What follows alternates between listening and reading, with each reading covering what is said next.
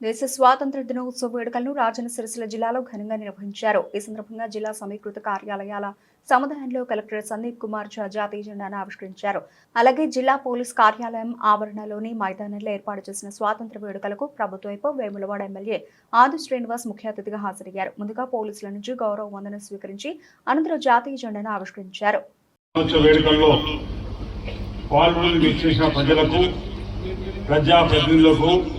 జిల్లా అధికారులకు, సిబ్బందికి, విద్యార్థులకు, ప్రింట్ అండ్ ఎలక్ట్రానిక్ మీడియా మిత్రులకు నా హృదయపూర్వక శుభాకాంక్షలు తెలియజేస్తున్నాను.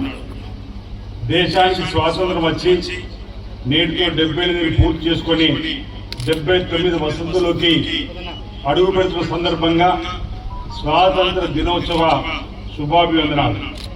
దేశ స్వాతంత్ర సంగ్రామ పోరాటంలో అసులు బాసిన అమర వీరులందరికీ ఘనంగా నివాళులు అర్పిస్తున్నాను. గాంధీజీ సారథ్యంలో సాగిన భారత స్వాతంత్ర పోరాటం ప్రపంచానికి ఆదర్శంగా నిలిచింది.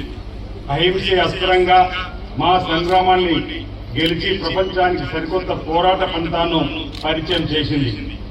మహాత్ముడి సారథ్యంలో బయట శత్రువులైన బ్రిటిషర్లపై యుద్ధం గెలిచిన మనం పండిట్ జవహర్లాల్ నెహ్రూ సారథ్యంలో దేశ అంతర్గత శత్రువులైన పేదరికము, అసమానతలు, అస్పృశ్యత, అంటరానితనంపై పోరాడానికి నాంది పలికాం.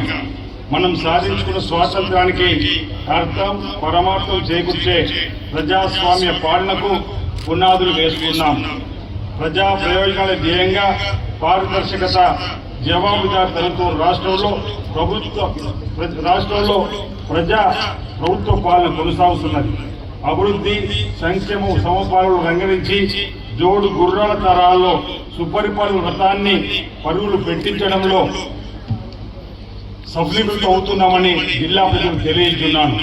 ప్రజా ప్రభుత్వం ద్వారా జిల్లాలో అమలు చేస్తున్న పలు సంక్షేమ అభివృద్ధి కార్యక్రమాలు క్లుప్తంగా మీ ముందు ఉంచుతున్నాను.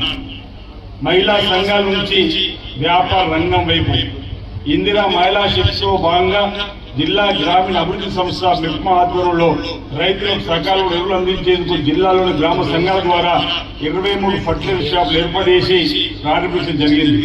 2024 సంవత్సరానికి గాను ప్రతిష్టాత్మక ఆత్మ నిర్భర్ సంఘటన జాతీయ అవార్డుకు రాష్ట్రం నుంచి ఇల్లందుకుంట మండలం ఆదర్శ మండల సమైక్య ఎంపిక చేయబడింది.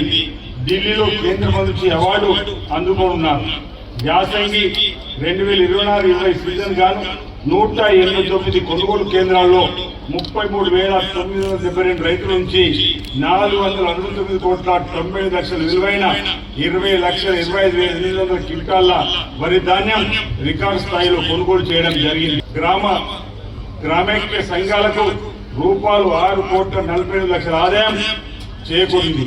మహిళా సభ్యులకు ఈ ఆర్థిక సంవత్సరంలో జిల్లాలో 691 లక్షలు గాను ఇప్పటిదాకా 1,586 యూనిట్లు గుర్తించి 710 యూనిట్లు గ్రౌండింగ్ చేయడం జరిగింది. 2025-26 ఆర్థిక సంవత్సరం గాను SLC ద్వారా ప్రభుత్వ పాఠశాలలు, హాస్టల్స్ 32,269 విద్యార్థులు స్కూల్ యూనిఫామ్లు కుట్టించడం జరిగింది. సంఘ సభ్యులకు రూపాయలు 24,20,000 ఆదాయం చేకూరింది. 2 జత యూనిఫామ్లు కుట్టించడం జరుగుతూ ఉంది. మహిళలకు పెట్రోల్ పంప్ స్థాపన గంభీరావుపేట మండలం లింగంపేటలో శ్రీ షిరిడి సాయి గ్రామ సమైక్య సంఘం ద్వారా ఇటీవల పెట్రోల్ పంప్ ప్రారంభించడం జరిగింది.